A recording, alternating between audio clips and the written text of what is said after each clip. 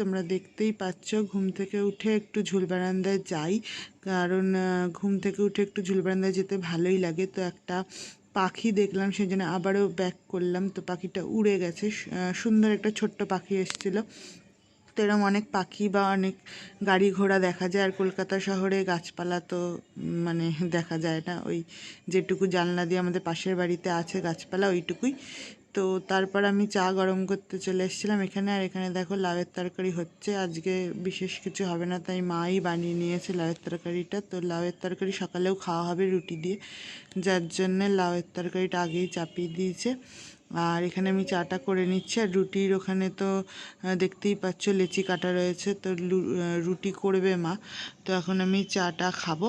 তো তোমরা ভিডিওটা অবশ্যই কন্টিনিউ দেখতে থাকো। হ্যালো সবাইকে, good morning, welcome back to my channel payesh life and travel. আবারও একটা নতুন ভিডিওতে তোমাদের সবাইকে স্বাগত জানাচ্ছি। আশা করছি তোমরা খুব খুব খুব ভালো আছো, আর আমরাও ভালোই আছি। তো চলো ভিডিওটা দেখতে থাকো। তো একটু আগেই তোমাদের সঙ্গে আমি শেয়ার করলাম যে এখানে মানে রান্নাঘরে লাউয়ের নিরামিষ হচ্ছে। তো সেটা লাউয়ের নিরামিষ বলি আমরা, লাউয়ের তরকারিটা কিভাবে কি হচ্ছে সেটা আমি তোমাদের সাথে শেয়ার করব। তো লাউয়ের নিরামিষ হচ্ছে। তো চলো তোমাদের সঙ্গে একটা ভালো জিনিস শেয়ার করি। আর তোমরা পুরো ভিডিওটা অবশ্যই দেখবে, স্কিপ করবে না একদমই, কারণ আমি কয়েকটা জিনিস কিনেছি, সেগুলোও তোমাদের সঙ্গে শেয়ার করব। একটা শাড়ি কিনেছি, সেটাও শেয়ার করব। তো চলো ভিডিওটা দেখতে থাকো।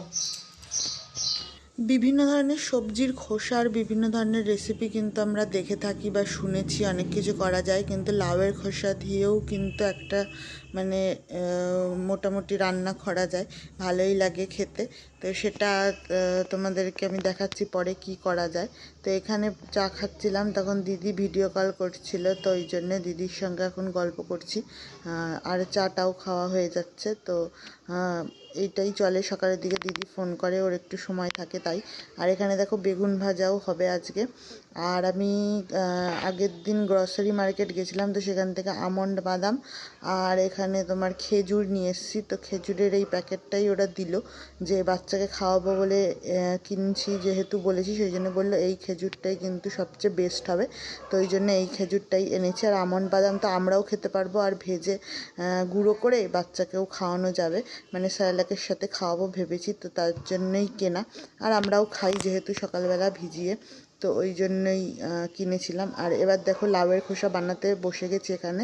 লাউয়ের খোসা ভাজা খেতে কিন্তু খুবই ভালো লাগে, লাউয়ের খোসা ভাজাই মেনলি খাওয়া হয়। তো লাউয়ের খোসাটা যখন তোমরা লাউ কাটবে, তখন যদি খোসাটার মধ্যে একটু শ্বাস রেখে কাটো, মানে একটু বেশি করে লাউটা ছোলো, তাহলে কিন্তু ভাজাটা আরও সুন্দর হয়। তো এখন এখানে আমি লাউয়ের খোসা ভাজা বানাতে বসে গেছি। বাকি তো মাই আজকে সব বানিয়ে নিয়েছে, ওই জন্য আর তেমন কিছু বানানোর মানে প্রয়োজন নেই। তো ওই জন্যে এই খোসা ভাজাটাই বানাচ্ছে। এটা যেহেতু মিহি করে বানাতে হয়, এই জন্য টাইম লেগে যায়। আর এটার সাথে একটা আলু আর একটা গাজর দিলে বেশ ভালো মিষ্টি মিষ্টি ভালোই লাগে খেতে। তারপরে চলে এসেছিলাম বিছানা গোছাতে। তো বিছানা এখন গোছাতে শুরু করে দিয়েছি। আর তার মধ্যে আমার ছেলে উঠে ছেলেকে খাওয়ানো, মুখ ধোয়ানো সব কমপ্লিট হয়ে গেছে, আর বাবা নিয়ে গেছে। তো এটা তো প্রতিদিনেরই রুটিন, তোমরা জানো। তো বাবা নিয়ে গেলে আমি তখন এখানে বিছানাটা গোটাতে পারি, তো ওই জন্যে বাবা নিয়ে যায়। ও মানে প্রতিদিনই সকালে একটু না নিয়ে গেলে ও ঝামেলা করে, তো ওর জন্যে এখানে বাবা নিয়ে যায়। তো তোমরা তো নিশ্চয়ই রিলসে দেখেছো, মানে শর্টসে দেখেছো যে আমার অ্যানিভার্সারি। তো অ্যানিভার্সারি তো আর এবছরও সেভাবে পালন হলো না, মানে কিছুই হলো না, যেহেতু হাজব্যান্ড এখানে নেই, ডিউটিতে রয়েছে। তো যখন ছুটিতে আসবে তখন হয়তো সেলিব্রেট করতেও পারি, বা একদিন মানে কিছু একটা স্পেশাল কিছু করার ইচ্ছে আছে, দেখা যাক কি হয়। কারণ বাড়ি না আসলে কিছুই মানে বলা যাচ্ছে না। এখনও বাড়ি আসতে দেরি আছে, মোটামুটি 2-2.5 মাস বাকি এখনও, তারপরে আসবে। তো এখন তো শীত মোটামুটি চলেই গেছে, কম্বল টম্বল উঠিয়ে দিয়েছি। তো হালকা যেটুকু রাতের দিকে একটু ঠান্ডা ঠান্ডা লাগে বলেই একটা চাদরই নিয়ে থাকি।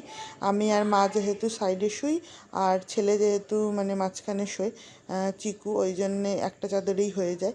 আর ও মানে ওর গা থেকেও সরে যায় না, কারণ ওকে একা দিলে কি ওর গা থেকে মানে সরিয়ে দেবে, সরে যাবে। ওই জন্যেই আমরা দু সাইডে ওকে মানে চাদরটা নিয়ে ওকে মাঝখানে রাখি, যাতে মানে আর না সরে। তারপরে আবার দুধ এসে গেছিলো, তো দুধ নিতেই গেছিলাম, ওই জন্যে আবার একটু দেরি হয়ে গেল বিছানা গোছাতে। তো এখন বিছানা গুছিয়ে বাকি যেটুকু জামা কাপড় রয়েছে সেটুকু কাচবো, ছেলেকে চান করাবো, আমিও চান টান করে জামা কাপড় মেলতে তারপর ছাদে যাব, দেন ওকে মানে খাওয়াবো টাওয়াবো, তারপরে কিন্তু মোটামুটি আমার কাজ মোটামুটি কমপ্লিট হবে।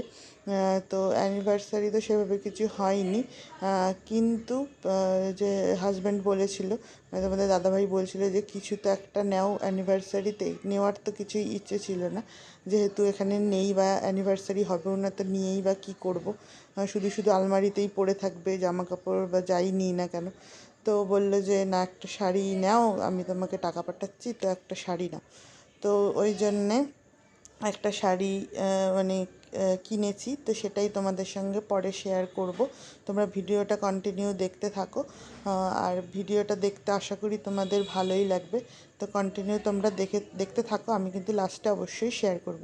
আর আগে যখন আমি জব করতাম, তারপর টিউশনস করতাম, তখন কিন্তু আমিও মানে তোমাদের দাদাভাইকে কিছু না কিছু দিতে পারতাম, কিন্তু এখন যেহেতু পুরোপুরি হাউস ওয়াইফ হয়ে গেছি, তো এখন আর তেমন কিছু করি না। ছেলে হওয়ার পর থেকে সব কাজই বন্ধ, মানে সেই জন্য আর কিছু তেমন কি দেবো বলো, ওর টাকা দিয়েই তাহলে ওকে দিতে হবে। যাই হোক, তো যখন আসবে বা যদি সেলিব্রেট করি, তো তখন কিছু দেওয়ার ইচ্ছে আছে, এখন আর কিছু কিনিনি ওই জন্যে।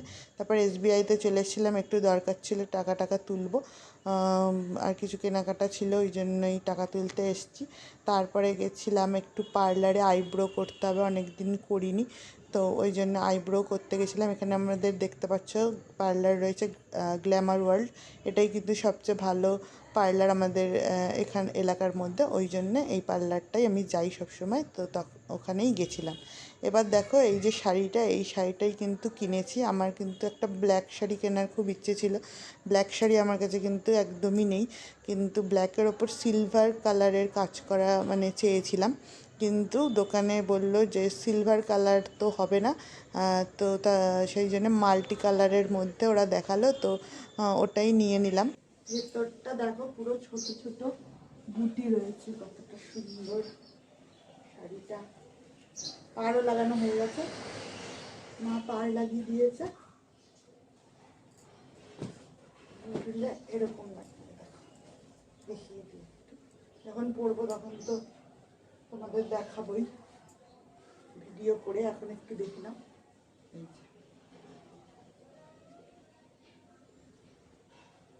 এরকম লাগবে।